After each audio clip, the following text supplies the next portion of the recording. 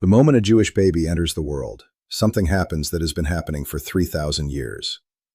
Before the name is chosen, before the announcement is made, before the celebrations begin, the mother or the grandmother reaches for something small, something red, and ties it, gently, carefully, with intention, around the baby's tiny wrist.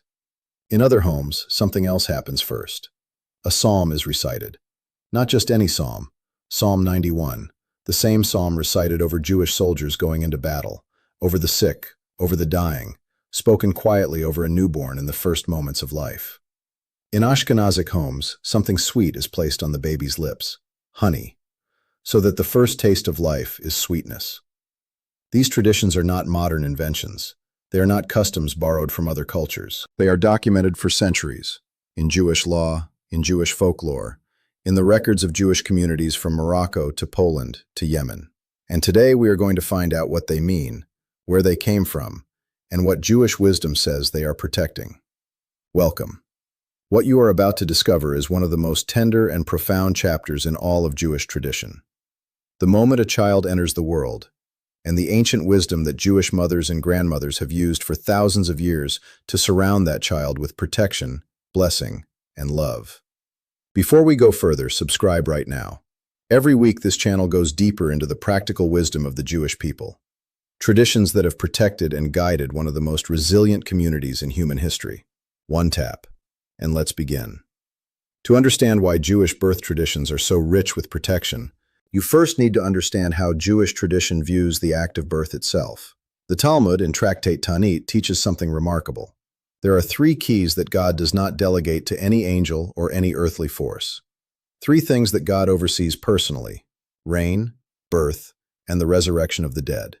3 keys, held only by God, not by fate, not by nature, not by chance, by the Creator Himself, personally present at every single birth that has ever occurred. Think about what this means.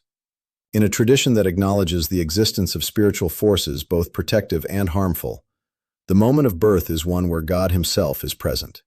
Not delegated, not assigned to an angel. Present. And yet, because of this very significance, the moment of birth was also understood as a moment of particular spiritual vulnerability. A new soul entering the world. A threshold being crossed.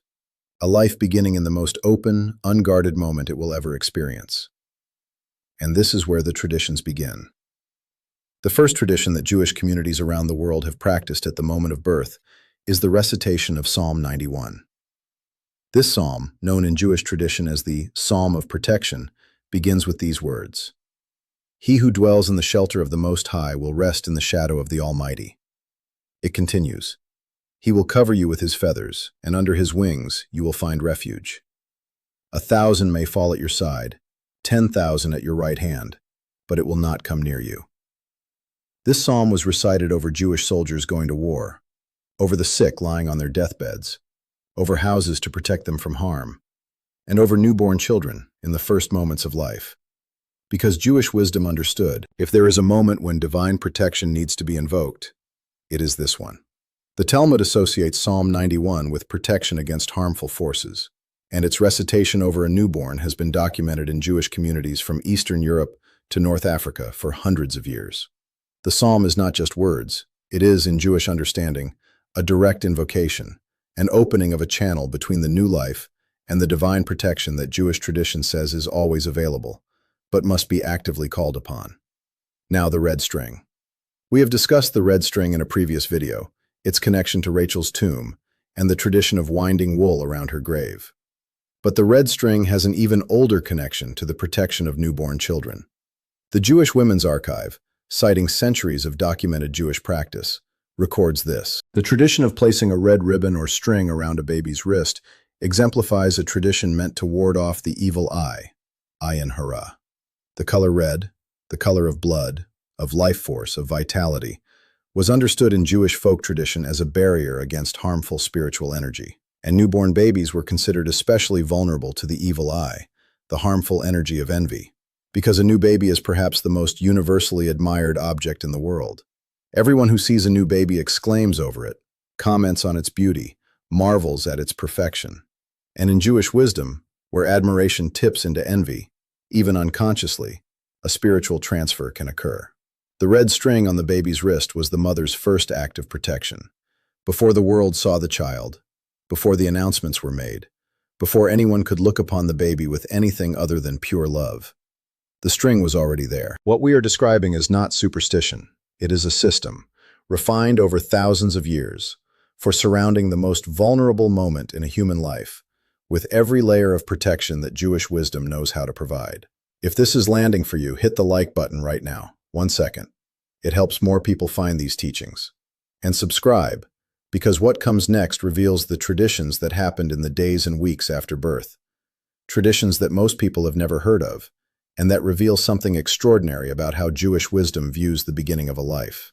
Here is a Jewish birth tradition that surprises almost everyone who hears it for the first time.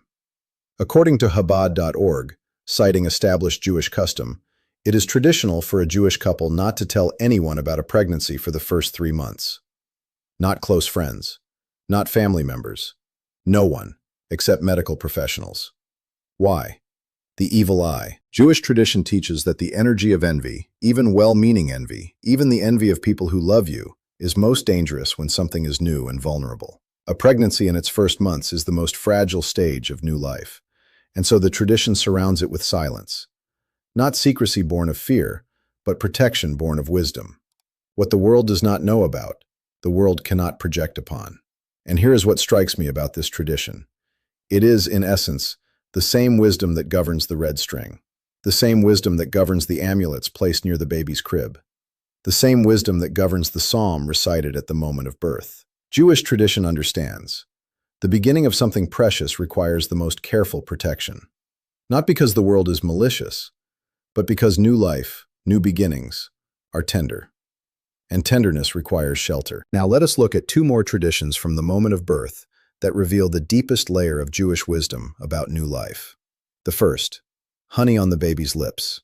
In Ashkenazic communities, Jews of Central and Eastern European descent, it was traditional to place a drop of honey on a newborn's lips. Not for nutrition, not for health, for meaning. The first taste of life should be sweet. This same tradition, honey on the lips, was extended to Jewish children beginning to learn Torah. The first letters shown to a Jewish child were often traced in honey, so that from the very beginning, the child associated learning with sweetness. A tradition that begins at birth and continues through education, teaching through taste, before a single word can be understood. This life, and the wisdom within it, is something to savor. The second tradition, salt rubbed on the newborn. This is not a folk custom. It is documented in the Hebrew Bible. The prophet Ezekiel in chapter 16 describes the care of a newborn. On the day you were born, you were not washed with water to cleanse you. You were not rubbed with salt, nor wrapped in cloth. He describes the absence of these things as neglect, implying that rubbing with salt was the normal, proper care for a newborn child. And in Jewish tradition, as we have explored in a previous video, salt represents covenant, the everlasting covenant between God and Israel.